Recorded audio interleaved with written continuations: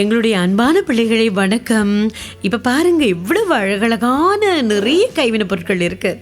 இன்றைக்கு நாங்கள் வந்திருக்கிறோம் உங்களோடு சேர்ந்து டிபே கிட்ஸோடு சேர்ந்து நிறைய அழகான கைவினைகள் செய்வோம். இப்போ பாருங்கள், நத்தார் மரம் இருக்குது. இப்போ நத்தால் மாதம் தானே, இனி நாங்கள் எங்களுடைய பிள்ளைகளுக்கு எப்படி இந்த நத்தார் மாதத்தில் என்னென்ன கைவினைகளை செய்வோம். இப்போ இம்முறை நாங்கள் இந்த நத்தார் மரத்தை எப்படி நாங்கள் செய்வோம் என்று உங்களுக்கு சொல்லிக் கொடுக்க போகிறோம். அதுக்காகத்தான் இப்போ நாங்கள் முதல்லையே இந்த நத்தார் சீசனுக்கு பயன்படுத்தக்கூடிய மாதிரி இந்த மரங்களையெல்லாம் எப்படி செய்யலாமாங்கிறத இன்று நாங்கள் சொல்லிக் கொடுத்து உங்களுக்கு உதவ போகிறோம். இப்போ உங்களுக்கு நத்தார் என்று வந்ததும் என்ன நிற ஞாபகத்துக்கு வரும்?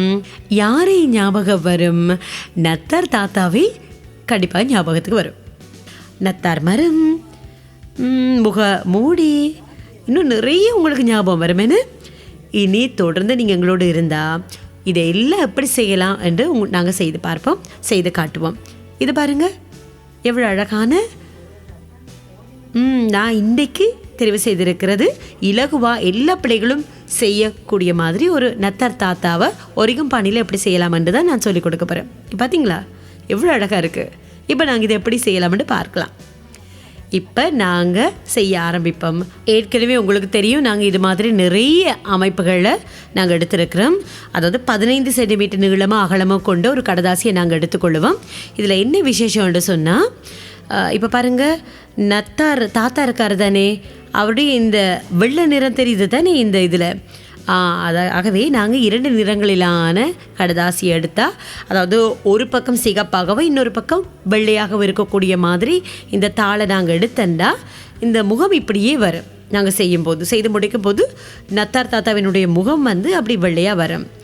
ஆகவே இப்போ நாங்கள் சிகப்பு கலர்லேயும் வெள்ளை நிறத்துலையும் வார மாதிரி ஒரு கடதாசியை எடுத்து இப்போ நாங்கள் அழகான ஒரு நத்தார் தாத்தா உருவத்தை செய்வோம். இப்போ பாருங்கள், ரொம்ப இலகுவானது.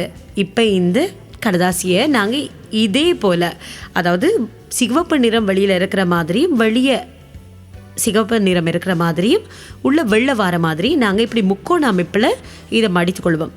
அதன் பிறகு நாங்கள் இதை விரித்து இதோ இப்படி இந்த அமைப்பு வார மாதிரி நாங்கள் மடித்துக்கொள்ள வேணும்.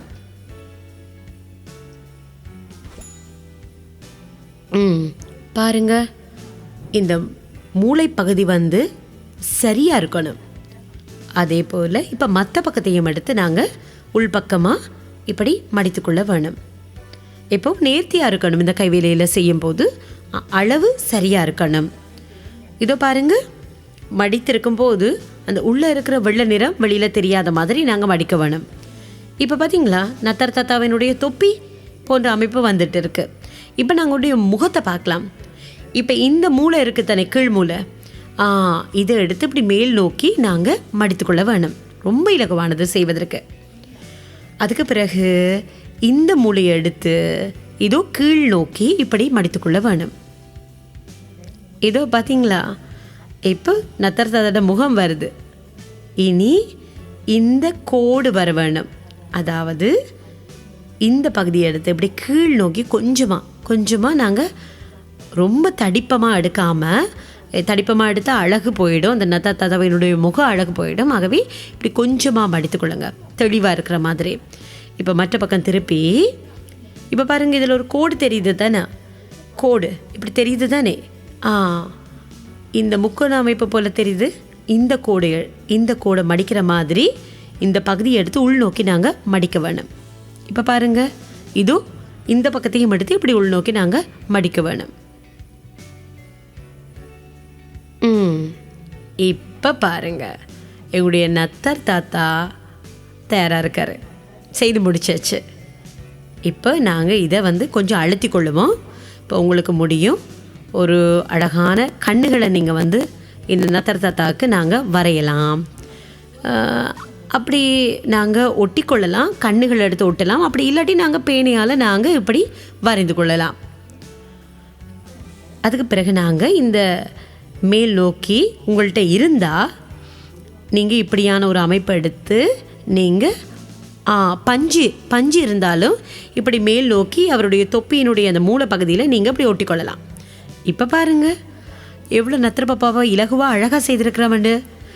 இப்போ என்னுடைய குழந்தைகளுக்கு புரியும், விளங்கும். ஒரு நத்திர பாப்பாவை செய்து இப்படி நூலை எடுத்து, இந்த நிறத்திலான நூலை எடுத்து இப்படி இந்த அளவுக்கு வெட்டி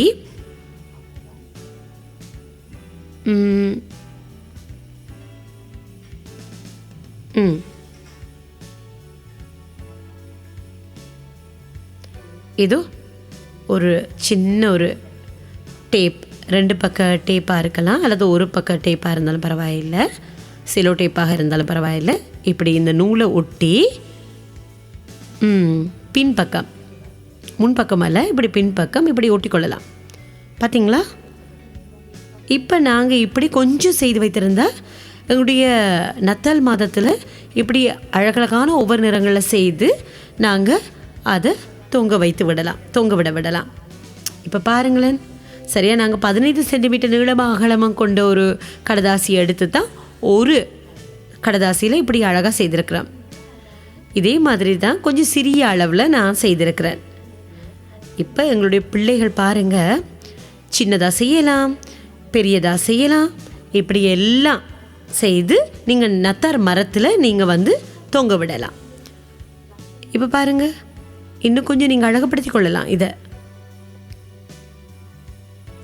கம் எடுத்து இந்த இடத்துலையும் நாங்கள் முதல்ல மூடிக்கொள்ள வேணும். அதாவது கம்மை போட்டு இந்த பக்கம் நாங்கள் ஒட்டி கொள்ளணும். சரி, அப்போ கலராது.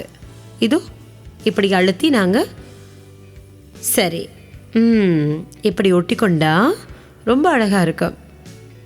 இதையே நாங்கள் ஒட்டிக்கொள்ளுவோம். இப்படி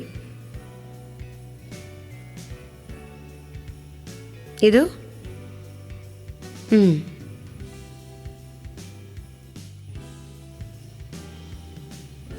பார்த்தீங்களா? எவ்வளோ அழகான ஒரு கைவினை தானே.